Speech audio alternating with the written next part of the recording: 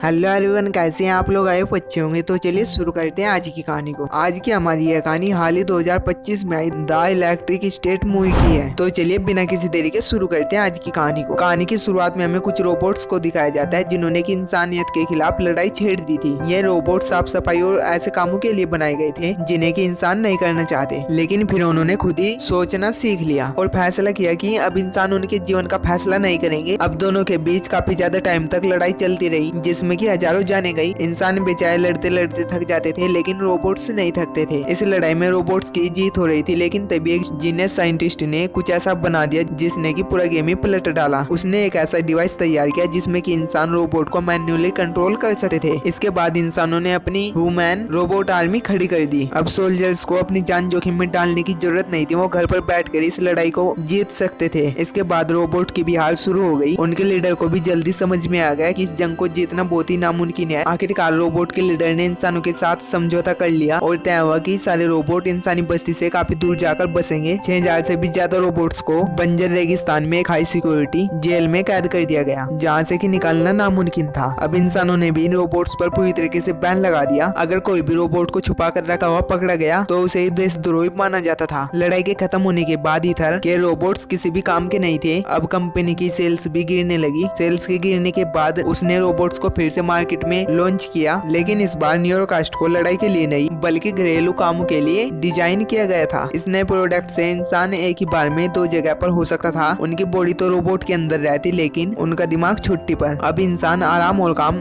दोनों एक साथ ही कर सकते थे। इसके बाद हम मिसाइल को देखते हैं, जिसने की 1 साल पहले अपने कार एक्सीडेंट में अपने भाई और अपनी मोम को खो दिया था। उसका भाई क्रिस्टोफर एक जीनियस था। जब उसने स्कूल में टेस्ट दिया तो उसे पता चला कि वो आइंस्टाइन से भी ज्यादा स्मार्ट था। साइंटिस्ट लेवल के टेस्ट को वो ऐसे पार करता था जैसे कि नर्सरी के एग्जाम हो। मिसाइल को भी अब अपने भाई पर नाज था, लेकिन अब उसकी आदत सिर्फ उसे तकलीफ ही देती थी। न्यूरो के रोबोट्स इतने लाभदायक हुए कि अब स्कूल में भी बच्चों का उसे पहनना कंपल्सरी हो गया। मिसाइल एक सबसे अलग लड़की थी। उसे अपनी किताबों से प्यार था, ना कि ऐसी दुनिया से जहाँ पर कि इंसान हर वक्त अपने सिर पर हेलमेट ही पहन कर रखते हैं। इस बदलती दुनिया में वो अपने परिवार के बिना अकेला महसूस करती थी। उसका पोस्टर डैड भी हर वक्त अपने सोफे पर ही पड़ा रहता था। एक बार जब मिसाइल अपने घर पर थी, तभी बाहर से आने वाली आवाज ने उसका ध्यान खींच लिया। मिसाइल देखती है कि एक नींबू के सर वाला रोबोट उसके घर में घुसने की कोशिश कर रहा था। मिसाइल मदद के लिए चिल्लाती है, लेकिन ये आदमी बहरा हो चुका था। वो रोबोट मिसाइल को कुछ बताने की कोशिश कर रहा था, लेकिन उसका स्पीकर खराब हो गया था। फिर रोबोट अपने सर का ढक्कन खोलता है और उसे मिसाइल को ठीक करने के लिए कहता है। अब मिसाइल उसकी टूटी वायर को जोड़ देती है, जिसकी वजह से रोबोट फिर से बोलना शुरू कर देता है। उसने कहा कि मैं क्रिस्टोफर हूँ, तुम्हारा भाई। उसने फोटो उठाकर खुद की तरफ इशारा किया। तभी वहाँ पर टैड आ गया। उसने कहा कि तुम मेरे घर पर क्या कर रहे हो? मिसाइल को कहता है कि अब पता मेरे साथ पुलिस क्या करेगी। अगर पुलिस को ये बात जरा सी भी पता लगी कि मेरे घर पर रोबोट है तो वे मुझे जिंदा नहीं छोड़ेंगे। तभी वो पुलिस को कॉल करता है, लेकिन तभी पीछे से आकर मिसाइल उसे करंट लगाकर बेहोश कर देती है और यहाँ से दोनों भाग जाते हैं। क्रिस टूटी फूटी लैंग्वेज में उसे बताने की कोशिश करता कि मैं मना नहीं हूँ। अब मिसाइल को तो यकीन ही नहीं होता कि उसका भाई एक रोबोट के अंदर था। मिसाइल उससे पूछता है कि तुम्हारी बॉडी कहाँ है। इसके बाद क्रिस उसे माइक लाने के लिए कहता है। अब रोबोट भी मैप पर इशारा करके कहता है कि मैं यहाँ पर हूँ। एक्सक्लूजन बहुत ही बड़ी जगह थी। इस तरीके से मिसाइल अपने भाई को कभी भी नहीं ढूंढ पाती, लेकिन तभी क्रिस उसे बताता है कि जो डॉक्टर चश्मा पहनता है वही मुझे जानता है कि मैं कहाँ पर हूँ। चश्मे से मिसाइल को यहाँ पर एक डॉक्टर याद आता है। शायद क्रिस उसी आदमी की बात कर रहा था जिसने कि एक्सीडेंट के बाद उनका इलाज किया था। मिसाइल को ठीक से याद था कि वो डॉक्टर भी चश्मा पहनता था, लेकिन उनका उस डॉक्टर के पास अंदर जाना इतना आसान नहीं था। लेकिन मिसाइल जानती थी कि कुछ ऐसे भी लोग हैं जो कि अंदर जाते हैं। मिसाइल एक बॉक्स पर उसका एड्रेस देखती है, जो कि रोबोट्स के पार्ट को चोरी करके उन्हें ब्लैक मार्केट में बेचा करता था। यही आदमी उन्हें अंदर ले जा सका है। ये सोचकर वे दोनों न्यू मैक्सिकल के लिए रवाना हो गए। रात तक वे दोनों वहाँ पर पहुँच गए। अब सिर्फ उन्हें उस आदमी की जरूरत थी जो कि लॉकर से पैसे निकालने के लिए आएगा। कुछ देर बाद वहाँ पर एक आदमी आता है और ये वही आदमी था जिसकी की इन्हें तलाश थी। वो आदमी एक रोबोट का रिवॉल्वर बेच रहा था, लेकिन उस आदमी ने इसे धोखा दिया और उल्टा इसी पर ही बंदूक तान दी। जॉन ने कहा कि देख भाई, अगर तू इस डब्बे में नहीं होता तो तू ये गलती कभी भी नहीं करता। तू मेरे पैसे दे दे और मैं यहाँ से चुपचाप चला जाऊंगा। लेकिन जब वो आदमी नहीं मानता तो जॉन उसे बिजली का एक बहुत ही बड़ा झटका देता है और उस रोबोट को खराब कर देता है। जॉन को यहाँ पर पैसे तो नहीं मिले, लेकिन अब जॉन उसके भी पार्ट्स को बेचकर कुछ पैसे कमा लेगा। जॉन का दोस्त एक रोबोट भी था जो कि उसके इन सभी कामों में मदद किया करता था। मिसाइल और क्रिस सब दोनों उसके ट्रक में घुस जाते हैं और एक्सक्लूजन तक बने एक टनल के पास में पहुंचते हैं, जिसे कि जॉन ने अपना घर बना लिया था। वहीं दूसरी तरफ हम आरटीडीएफ ऑफिसर को देखते हैं जो कि टैट की कंप्लेन पर मिसाइल को ढूंढ रहा था। अंदर मिसाइल देखते हैं कि जॉन और उसका रोबोट एक दूसरे के काफी ज्यादा अच्छे दोस्त थे। वे दोनों आपस में लड़ते थे और और काफी ज्यादा हंसी मजाक भी करते थे और जॉन को देखकर लग रहा था कि उस रोबोट के अलावा उसका इस दुनिया में कोई भी नहीं है। क्रिस ने एक्सक्लूजन के अंदर जाने वाली टर्नल देखी। वो मिसाइल के साथ अंदर जा ही रहा था, लेकिन तभी वे दोनों सलाम से टकरा गए, जिसने कि जॉन और रोबोट को अलर्ट कर दिया। जॉन कहता है कि मैंने तुम्हें देख लिया है, सुनहरे बाल वाली लड़की। अब अरमान कहता है कि ये तो एक लड़की है, ये यहाँ पर क्या कर रही है। मिसाइल कहते हैं कि मैं जानती हूँ कि तुम दोनों अंदर जाकर पार्ट्स को चोरी करते हो, तुम मुझसे डरो मत, मैं किसी को भी नहीं बताऊंगी, मुझे बस अब अंदर जाना है और तुम भी भूल जाना कि मैं यहाँ पर आई। जॉन उसे समझाता है कि बच्ची, वो कोई भी पिकनिक स्पॉट नहीं है, वहाँ पर हर चीज तुम्हारी जान लेने के लिए तैयार बैठी है, अगर तुम अंदर गई तो तुम मारी जाओगी। ये दोनों आपस में बहस कर रहे होते हैं, लेकिन तभी वहाँ पर अफसर पहुंच जाता है और वो इन दोनों को सिलेंडर करने के लिए कहता है। वो कहता है कि तुम दोनों समझौते का उल्लंघन कर रही हो, ये दोनों रोबोट्स इल्लीगल है, इन दोनों को मेरे हवाले कर दो, वरना तुम इनके बदले जिंदगी भर जेल में सड़ोगे। वो इन रोबोट्स पर हमला करता है, लेकिन ये चार अपने दिमाग को लगाकर उसे हरा देते हैं। वे दोनों टर्मिनल की तरफ भागने लगे, लेकिन तभी मास्टर ने उन पर अटैक किया और इन दोनों को पकड़ लिया। वो क्रिस को मारने वाला था, लेकिन तभी मिसाइल ने तेजी से इसे कुचल दिया। अब ये चारों अंदर तो आ जाते हैं, लेकिन उनकी टर्मिनल टूट जाती है और इनका यहाँ से बाहर जाने का रास्ता भी बंद हो गया। अब जॉन गुस्से में मिसाइल के ऊपर चिल्लाने लगता है और कहता है कि अगर हम 10 साल तक भी चलते रहे तो भी हम दूसरी टर्मिनल तक नहीं पहुंच पाएंगे। जॉन बच्चों की तरह रोने लगता है, लेकिन हरबलू से कहता है कि रो मत यार, एक न एक दिन तो हम जरूर पकड़े ही जाते। अब जब पकड़े गए हैं तो इस लड़की को ही फॉलो कर लेते हैं, ये अंदर आ सकते हैं तो इसके पास बाहर जाने का भी प्लान होगा। वहीं पर इनका दूसरा गैराज भी होता है, जिसमें कि अपना साल चोरी का सामान रखते थे और उसके पास एक बड़ा मैकेनिकल रोबो भी था, लेकिन दिक्कत ये थी कि उसमें बैठने के लिए सिर्फ एक आदमी की जगह थी। अब अर्बन भी उन्हें अकेला नहीं छोड़ना चाहता था। इसके बाद उन सभी को एक वैन में बैठाकर और उस वैन को अपने कंधे पर डालकर यहाँ से निकल जाता है। जॉन कहता है कि सही है, अगर तुम्हारे पेरेंट्स मर गए कम से कम उन्होंने तुम्हें निराश तो नहीं किया। अब मिसाइल भी सोचने लगी कि आदमी किसी के माँ बाप के बारे में ऐसा कैसे सोच सकता है। मिसाइल जॉन से कहता है कि तुम शुरू से इतने घटे थे या फिर तुम बाद में बने। इसमें जॉन का जवाब था कि देखो यार, हर कोई एक दूसरे को धोखा ही देता है और मेरा तो सिंपल सा फंडा है कि पैसे कमाओ और अपने रास्ते जाओ। मिसाइल पूछता है कि तुम तो सोल्जर थे ना और तुम्हें रोबोट्स को मारने के लिए ट्रेन किया गया था, तो तुम दोनों दोस्त कैसे बने। तभी जॉन उसे बताता है कि मुझे लड़ाई के बीच में कुछ चोट से लग गई थी, सभी ने मुझे मारने के लिए घेर लिया और तभी मुझे लगा कि ये मेरा एक आखिरी दिन है। तभी एक कंस्ट्रक्शन रोबोट ने मुझे उठाया और वहाँ से दूर लेकर चला गया और फिर जब लड़ाई खत्म हुई तो आरटीडी अपने हमें ढूंढ लिया। मैंने उन्हें बताया कि ये बहुत ही अच्छा रोबोट है, इसे तुम कुछ भी मत करना, लेकिन उन्होंने मुझे मारने की कोशिश की और अर्बन ने उस दिन भी मुझे बचा लिया और तब से हम दोनों भाग ही रहे हैं। वहीं पर दूसरी तरफ हम मिथेन को देखते हैं, जो कि अपनी मोम से बात कर ही रहा था, लेकिन तभी एक गिले जाता है और हमें पता चलता है कि ये एक उसकी मोम का डिजिटल वर्जन था। इथन संडे से पूछता है कि बार बार ये एरर क्यों आ रहा है, मेरा अगला प्रोडक्ट परफेक्ट होना चाहिए, नहीं तो मेरी कंपनी बंद हो जाएगी। साइंटिस्ट कहते हैं कि क्रिस्टोफर जाग चुका है, लेकिन उसका आधा दिमाग कहीं और है, इसलिए हम सभी चीजों को एक साथ जिंक नहीं कर पा रहे हैं। पता चलता है कि इथन के सारे प्रोडक्ट्स का सेंटर क्रिस्टोफर का दिमाग था और उसी की वजह से सब काम कर रहे थे। इथन ने मार्सल से कांटेक्ट किया और उसे कहा कि अपना न्यूरोकास्टर पहनो। उसे पहनते ही मार्सल एक वर्चुअल रियलिटी में पहुंच गया। इथन ने कहा कि जिसे तुम ढूंढ रहे हो वो मुझे भी चाहिए, बदले में जो चाहिए वही मिलेगा और उसकी शर्त थी कि तुम उस रोबोट को मारोगे नहीं। अब मार्सल भी इस काम के लिए तैयार हो जाता है और अपने रोबोट को एक्टिवेट करके टर्मिनल से बाहर निकलता है। वहीं एक्सक्लूजन जोन में वे चारों उस चश्मे वाले डॉक्टर को ढूंढ रहे थे। वहाँ पर एक बस्ती दिखाई देती है, लगता है वहाँ पर स्कैवेंजर्स ने हमला नहीं किया था। वो सोच ही रहा था कि अंदर कैसे घुसा जाए, तभी एक उड़ता हुआ फ्रिज उनकी ओर आता है और उनकी वैन से टकरा जाता है। रोबोट्स के पलटन ने अब उन पर हमला कर दिया था। वो एक से बढ़कर एक भारी भरकम चीजों से उन पर हमला कर देते हैं और उन चारों को पकड़ लिया जाता है। और जैसे उन चारों को पकड़कर अंदर लाया गया तो जोन्स देखता है कि वहाँ पर बहुत सारे रोबोट्स थे और वो भी अच्छे रोबोट जो कि हमला नहीं करते। मिस्टर पिनेट जो कि रोबोट का लीडर था, वो कहता है कि तुमने समझौते का उल्लंघन किया है, तुम्हारा यहाँ पर होना इंसानों को एक वजह देगा मेरी छोटी सी दुनिया को उजाड़ने का। ज्यादा से ज्यादा मैं तुम्हें यहाँ से 10 मील दूर रेगिस्तान में छोड़ सकता हूँ, वहाँ से तुम कहीं पर भी जाना, लेकिन वापिस यहाँ पर मत आना। लेकिन वो अपने भाई के बिना वहाँ से नहीं जाना चाहती थी। मिसाइल ने कहा कि हम एक डॉक्टर को ढूंढ रहे हैं, उसने मेरे भाई को किडनैप किया है। वो सोच में पड़ गया कि भला वो डॉक्टर क्यों बच्चों को किडनैप करेगा और वो बताता है कि हाँ, तुमसे पहले यहाँ पर एक डॉक्टर था, लेकिन मैंने उसे यहाँ से निकाल दिया। जॉन मिसाइल को समझाता है कि अगर वो डॉक्टर यहाँ पर नहीं है तो वो अभी तक रेगिस्तान में मर चुका होगा, ये जगह बिल्कुल भी सही नहीं है, हमें यहाँ से जाना होगा। अब मिसाइल सारी उम्मीदें खो देती है, लेकिन तभी उसके पास एक रोबोट आता है और उसे कहते हैं कि डॉक्टर क्लैग ने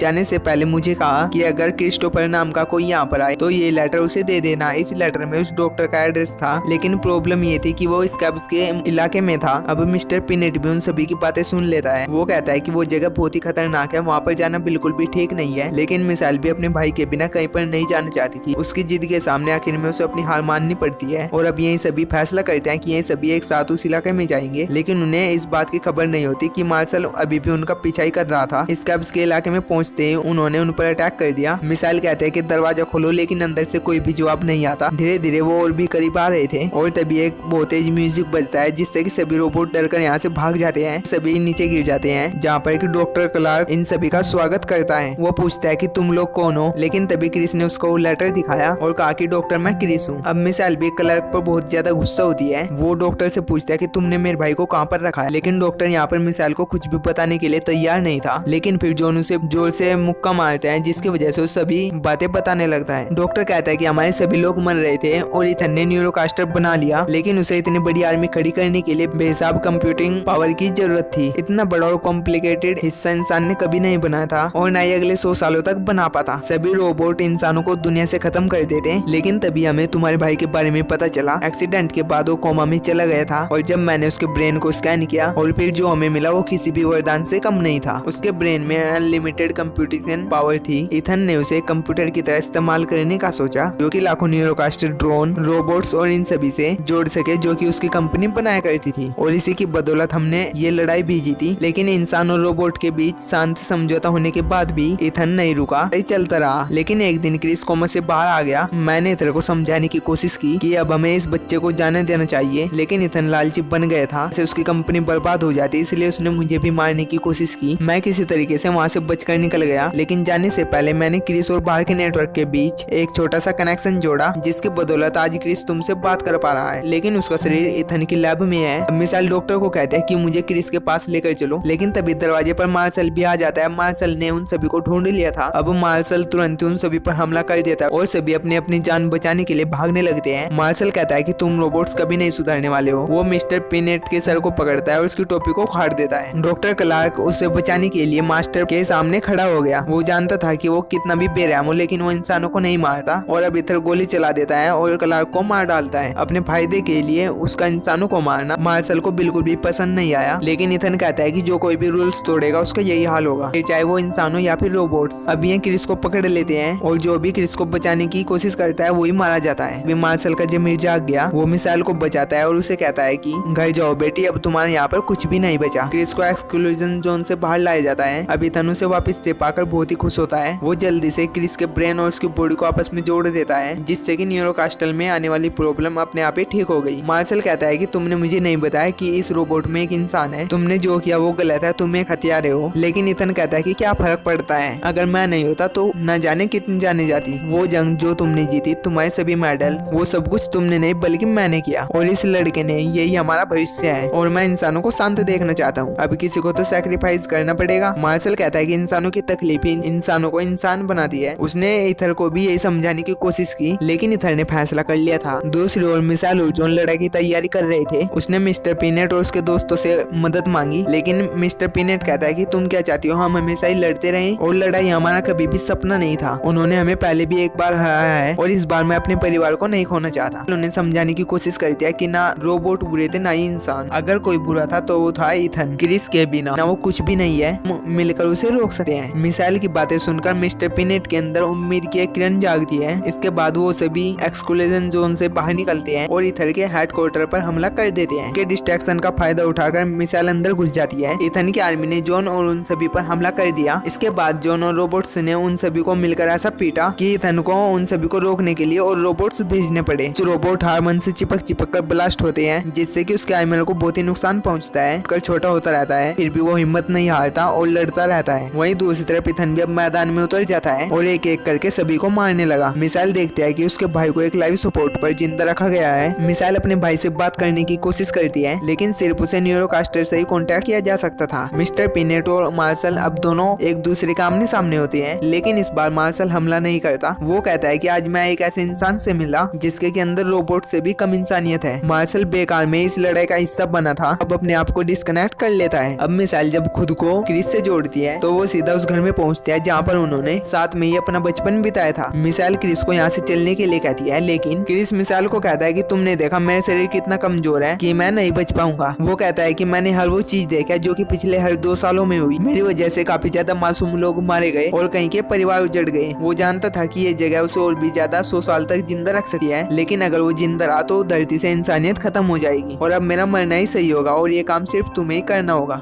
हार्बल को बहुत ज्यादा चोटें आती है। वो पूछता है कि तू अब तक जिंदा कैसे है मेरे भाई। जॉन कहता है कि तू पूछ रहा है मैं कैसे जिंदा हूँ, मैं सिर्फ तुम्हारी वजह से जिंदा हूँ। हरमन स्विच ऑफ होने से पहले कहता है कि बस यही बात मत भूलना। अब मिसाइल को भी कंप्यूटर कहता है कि जल्दी करो मिसाइल, हमारे पास वक्त बहुत ही कम है। इसके बाद मिसाइल क्रिस को गुड बाय कहती है और अपना न्यूरोकास्टर उतार देती है। उसने अपने दिल पर पत्थर रखकर क्रिस का लाइव सपोर्टर बंद कर दिया। अब क्रिस के जाते ही न्यूरो नेटवर्क कोलैप्स कर गया। कनेक्शन टूटते ही सारे रोबोट्स खराब हो गए। दुनिया भर के न्यूरोकास्टर ने काम करना बंद कर दिया। अब सभी लोग अपने घर से निकलकर बाहर आते हैं। वो देखते हैं कि उनके बगैर दुनिया कितनी खूबसूरत थी। वहीं पर दूसरी ओर जॉन हार्बल के पास बैठकर बच्चों की तरह रो रहा था। जॉन कहता है कि तुमने मुझे बचाया, अब मैं तुम्हारे बिना यहाँ पर क्या करूंगा और अब मैं फिर से वही कमीने वाली जिंदगी जीऊंगा। तभी हर्बल बाहर निकलता है और कहता है कि बस कर, कितना रोएगा। जॉन उसे वापस से पाकर बहुत ही खुश होता है, लेकिन तभी उसे याद है कि उसने तो कहा था कि अब वो नहीं बचेगा। हर्बल कहता है कि ये कब कहा मैंने कहा था कि इस 8 इंच के मॉडल में आने के लिए मुझे स्विच ऑफ होना होगा। अब जब तुम इमोशनल होकर सब कुछ उगल रहे थे तो इसमें मेरी क्या गलती। क्रिस के जाने के बाद अब पूरी दुनिया में खलबली मच गई थी। सारी फ्लाइट कैंसिल हो गई और स्टॉक मार्केट क्रैश कर गया। सड़कों पर इतने खतरनाक ट्रैफिक लगे कि सब कुछ एकदम से रुक गया। अब अगर मिस्टर पीनट चाहता तो अपने साथ हुए अत्याचारों का बदला ले सकता था, लेकिन वो ऐसा नहीं करता। वो इथन को पुलिस को सौंप देता है और जैसे उसके एक्सपेरिमेंट की वीडियोस वायरल हुई, ठीक ऐसे ही इथन को हर चीज के लिए दोषी ठहरा दिया गया। यहाँ तक कि रोबोट्स के साथ लड़ाई में भी सिर्फ उसी का ही हाथ था। अब पूरी दुनिया जानना चाहती थी कि आखिरकार वो बहादुर लड़की कौन थी जिसने कि इथन का सच सबके सामने लाया। जॉन के कहने पर मिसाइल दुनिया के कैमरे के सामने आती है और वो इस नई दुनिया के लिए एक मैसेज रिकॉर्ड करती है। आखिर में हम उस रोबोट को देखते हैं जिसमें कि क्रिस ने अपना माइंड शिफ्ट किया था। उस रोबोट को मरा हुआ समझकर कचरे में फेंक दिया, लेकिन वो मरा नहीं था और एक डॉग जब पानी पी रहा था तभी उसके पानी में रोबोट के रिफ्लेक्शन दिखे, जिसका कि मतलब अभी भी क्रिस जिंदा है और वो वापस लौटेगा। इसी के साथ हमारी ये कहानी भी यहीं पर एंड हो जाती है। आई होप अगर आपको कहानी कहीं से भी अच्छी लगी तो मेरे चैनल को सब्सक्राइब करना ना भूलें और कमेंट सेक्शन में अपना ओपिनियन जरूर दें।